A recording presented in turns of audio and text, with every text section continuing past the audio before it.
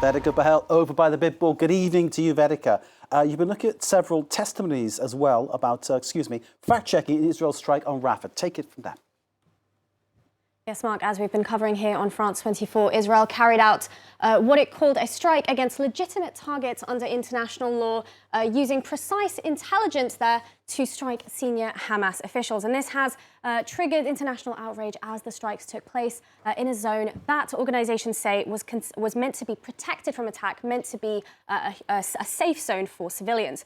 Now, using satellite imagery, and a lot of verification fact-checking from known fact-checkers using this satellite imagery, it was confirmed that the strike took place right here on what's known as the Kuwaiti Peace Camp, which we can see there is a stone's throw away from the UNRWA warehouse, that is the UN agency for Palestinian refugees. And this was in the southern district, the Tel Sultan district of Rafah. Now, according to the humanitarian organization, the Palestinian Red Crescent, they attested here on X that Israeli aircraft shelled several tents in this area, but also that this location was designated by the Israeli army as a humanitarian area, and also that they say that citizens were coerced into evacuating to it. Now, images posted online show the aftermath of the strike across social media. There was a fire triggered by these strikes.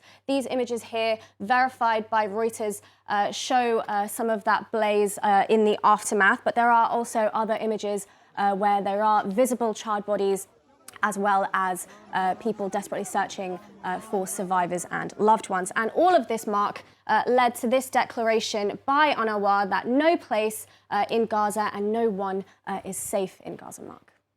Absolutely horrific images coming from that scene. Vedika, Israel has denounced claims that this was a humanitarian zone. Tell us about that.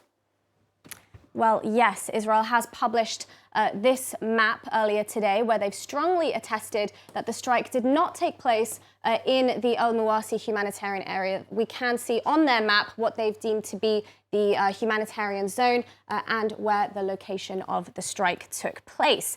But there is some confusion, in fact, surrounding the limits to what Israel deems to be a humanitarian zone. And in order to understand this better, it's worth noting that after October 7th, Israel designated a humanitarian zone in Gaza. It was originally about 1 kilometers wide and 14 kilometers wide and 14 kilometers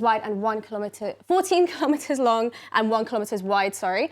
But that area has since evolved. The Israeli army has published their plans to extend that humanitarian zone. So this is a well-known fact that the zone has evolved. And now we can see that it is this area completely there in red. That is the boundary as of the 6th of May. So the zone has changed and it has evolved heavily over several months. Now, at the France 24 Observers, we reached out to the NGO Médecins du Monde. We spoke to their spokesperson, Louise Bichet, and the organisation deplored the blurred lines between these zones laid out by the Israeli army. Their spokesperson told us that the zones change every hour and the contours are very poorly defined. She went on to tell us that if the Palestinian civilian population has to distinguish between a safe zone and a humanitarian zone, then we're out of line in terms of humanitarian law. So just to sum it up, everything that we've seen there today, NGOs, aid groups and the Palestinian Foreign Ministry have